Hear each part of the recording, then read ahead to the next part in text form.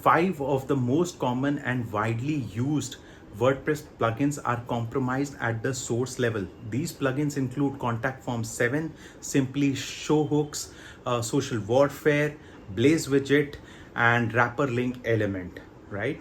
So someone went and updated the infectious code at the source, which now every WordPress site would have received a notification to update the new plugin, or if they have put on auto update, these plugins would have been updated with the infected code, So a lot of website owners woke up on 28 June to realize that their site has been compromised. It is because you updated a plugin which was already infectious, or you had kept your site on an auto update mode.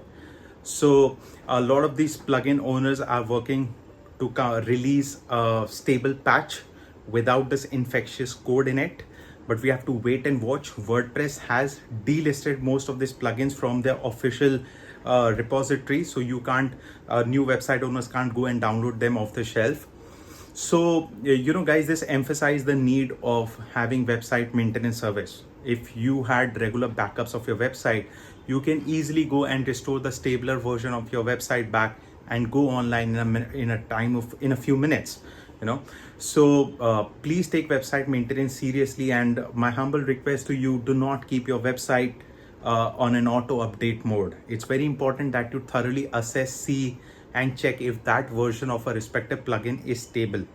If you are looking for a company to manage your WordPress website, do check out the link in the description. We do website maintenance service for our clients, and I'm glad to update you that none of our clients have been infected by this malware.